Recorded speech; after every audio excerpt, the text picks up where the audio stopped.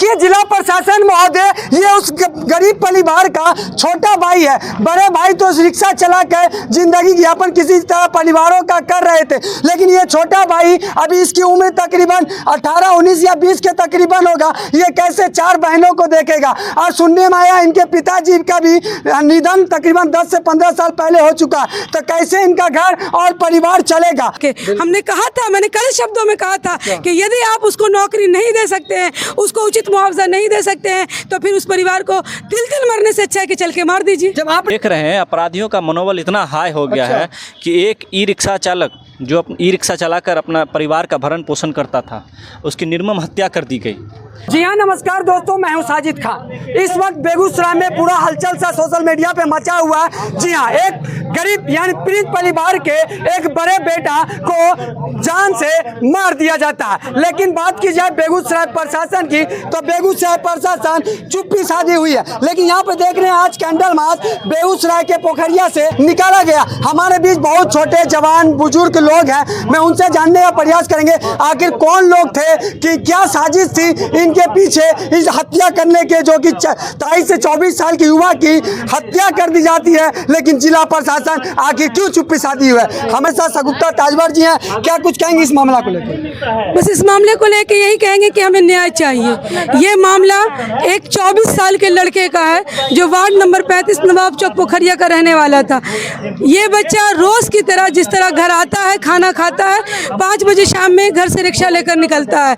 रात जब ये लड़का लौट कर 10 बजे तक घर नहीं आता है, परिजन फ़ोन करते हैं, मोबाइल बंद आता है। जब मोबाइल बंद आता है तो जाहिर सी बात है माँ को बहन को फिक्र होती है, दोस्तों से पूछती हैं, मोहल्ले में पता लगाती हैं, कोई पता नहीं चलता है। जब नहीं पता चलता है तो सुबह हम लोग थाने को सूचना देते हैं कि हमारा लड़का जिसका नाम मोहम्मद अमन उर्फ शाहिद है, कल शाम रिक्शा लेकर निकला है, रात वापस नहीं आया।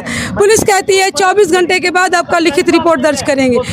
24 घंटे के बाद शाम के 7 बजे मैं उस पीड़ित माँ के साथ स्वयं थाना जाती हूँ। लिखित आवेदन देती हूँ जिसमें उसके ई रिक्शा का नंबर, ई रिक्शा का कलर और उसका मोबाइल नंबर, उसका फ़ोटो, उसका आधार नंबर, सब कुछ उनको लिखित देते हैं कि ये लड़का है हमारा, ये वापस नहीं आया। 24 को रिपोर्ट दर्ज करते हैं, 25 को सुबह पुनः जाते हैं, कोई पता नहीं। 26 को 25 की शाम जाते हैं, 25 की शाम मैं 4.5 घंटा टॉन थाना के अंदर बैठी रहती हूँ। टॉन थाना में क्या जवाब मिला? टॉन थाना जितना जवाब एक ही था, हम लोग पता कर रहे हैं, सीडीआर के लिए मेल दिया, क्योंकि मैं बार बार कह रही थी सर सीडीआर मंगाइए मोबाइल नंबर का, लोकेशन ट्रेस होगा। सीडीआर के लिए मेल कर रहे हैं। जब 26 तारीख को हम लोग डीएसपी से मिलते हैं, तब शाम में 72 घंटे के बाद उसका मोबाइल का सीडीआर आता है। 72 घंटे के बाद जब सीडीआर आता है तब कहा जाता है कि कल हम लोग इस जगह पर जाकर के खोजेंगे, परिजन चलिएगा साथ में। कल जाके खोजेंगे। मामला 3 दिन घट गया है और अब डोर टू डोर जा रही हैं, ठोकरें खा रही है। उसके बाद उनका ये रिप्लाई आता है कि ठीक है हम खोजेंगे। हाँ, आगे क्या? उसके बाद 27 तारीख को 9 बजे मुझे टाउन थाना से मुझे कॉल आता है कि जो लड़का मिसिंग है उसने किस रंग का कपड़ा पहन रखा। मैं परिजन को कॉल करती हूँ, पूछती हूँ, ये बताते हैं कि ग्रे कलर का T shirt, half blue jeans का पैंट पहने हुआ। मैं बताती हूँ और मैं कहती मुझे संशय हो जाता है, क्या बात है, क्यों पूछ रहे हैं? तब कहते हैं कि लड़का कुछ और भी पहनता था, कड़ा उड़ा। तब मैं फिर पूछती हूँ तो कहते हैं हाँ, बाएं हाथ में कड़ा और कमर में बेल्ट लगाता था। तब थाना की तरफ से कहा जाता है कि परिजन को लेकर सदर अस्पताल आइए। हम लोगों की तो लगता है दुनिया ही उलट गई, क्योंकि कल तक हम जिसके लिए उसके परिजन को आश्वासन दे रहे थे कि पुलिस हमारी ढूंढ लेगी, कहीं होगा, सुरक्षित होगा, अब उसके लाश को हम किस तरह एक्सेप्ट करें? ये पुलिस की नाकामी नहीं तो क्या है, ये प्रशासन की लापरवाही नहीं तो क्या है, ये एक गरीब के साथ अन्याय नहीं तो क्या है। मैं पूछना चाहती हूँ पूरे ज़िला प्रशासन से, पूरे पुलिस प्रशासन से कि क्या किसी गरीब परिवार के बेटे के जान की कीमत नहीं है? क्या एक गरीब परिवार का बेटा जो रोज़ी रोटी कमाने के लिए सड़कों पर रिक्शा लेकर निकलता है, उसकी जान की कोई कीमत नहीं है? वो जिस जगह से गायब होता है, जिस जगह का वो रहने वाला है, आपके ज़िला मुख्यालय से मात्र 100 से 200 मीटर की दूरी पर है।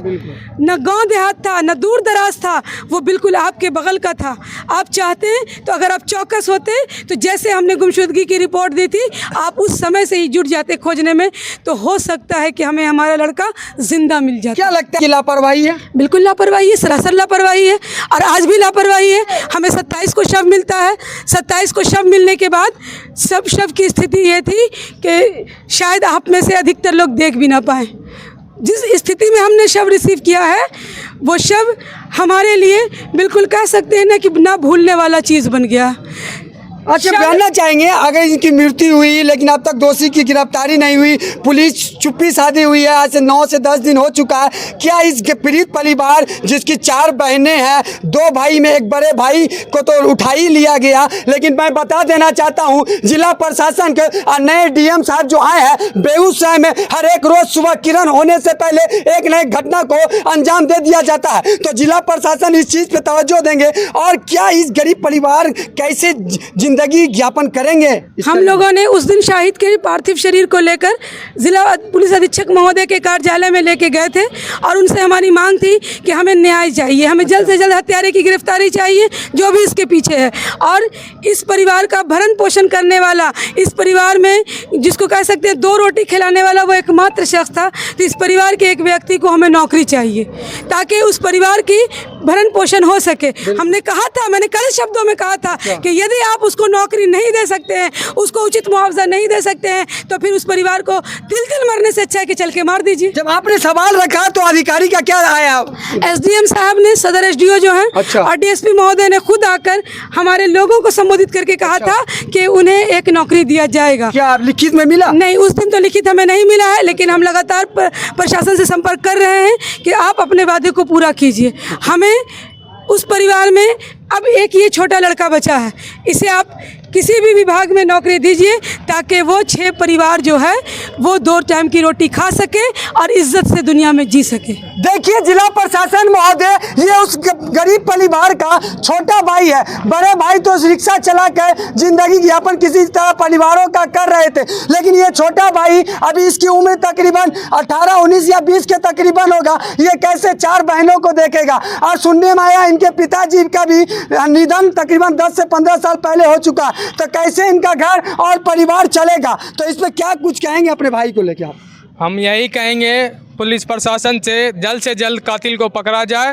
नौकरी का बात पुलिस प्रशासन किया था, उसके बाद कोई कुछ नहीं हो रहा है, सब झूठ बात है, कुछ बात आगे नहीं हो रहा है। देखिए, बिहार में डबल इंजन की सरकार है, उस सरकार तो बेगूसराय जो कि चुनाव में देखिएगा तो हॉट सीट माना जाता है बेगूसराय, लेकिन बेगूसराय में इतनी बड़ी घटना को अंजाम दे दिया गया, लेकिन डबल इंजन की सरकार तक अब तक जूं तक नहीं ले जा रहा, उन तक खबर नहीं जा रहा। लेकिन यहीं पर अब्दुल है, अगर कोई कुमार होता तो ये खबर तो पूरा तांडव मचा देता, और तांडव मचाते को तो हमारे प्यारे सांसद जो श्री माननीय, आप तो नाम जानते ही होंगे, बोलेंगे वो आते और इस मामला को तीर से तार बना देते। लेकिन अभी सांसद महोदय चुप्पी साधे हुए हैं, दिल्ली में बैठे हैं। गरीब परिवार का बेटा गया है, महाराज कम से कम तो आइए, और इनको एक भाई है छोटा, इनको तो नौकरी दिलाने की बात कीजिए। आप समाज के नेता है, आपको समाज ने जिताया है और आपको तक दिया है, आप सब चीज से उठकर इनको आए और इनको इंसाफ दिलाने की बात करें। हमारे साथ क्या नाम है सर आपका?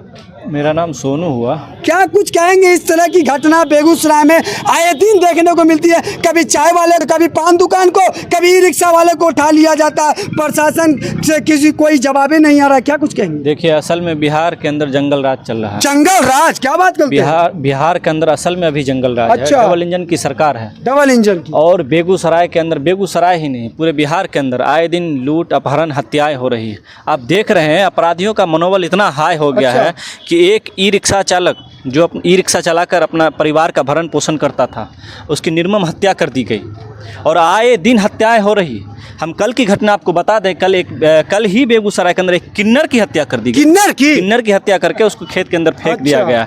लेकिन बेगूसराय प्रशासन के कान तक जूं तक नहीं रेंग रहा है, ये विफलता को साबित कर रहा है। तो हम बेगूसराय प्रशासन और माननीय मुख्यमंत्री जी से मांग करते हैं कि शाहिद के हत्यारे को जल्द से जल्द एसपीडी उसको खोजा जाए और एसपीडी ट्रायल चलाकर कड़ी से कड़ी सजा दी जाए और पीड़ित परिवार को न्याय मिले, हम ये मांग करते हैं माननीय मुख्यमंत्री से और बेगूसराय प्रशासन से भी। चलिए, इन्होंने कहा कि स्पीडी ट्रायल किया जाए और पीड़ित परिवार के जो है मात्र एक ही आँख कान में एक ही बेटा बचे हैं, इस पे जिम्मेदारी आ गई है। ये बाखूबी आप लोग जानते होंगे, जिसको 4 बहन और 2 भाई से 1 भाई को उड़ा दिया गया। अब एक ही भाई है, उसका घर परिवार कैसे चलेगा? दुख बात तो ये है, एक माँ है, माँ बहन रोते रोते बुरा हाल है, पिता तो है ही नहीं, वो कुछ दिन पहले ही चल बसे। अब उस भाई का क्या होगा? तो बिहार के हमारे जो बिहार में सरकार है, नीतीश कुमार और डबल इंजन की सरकार, हमारे नरेंद्र मोदी जी, आप कम से कम प्रकाश डालें,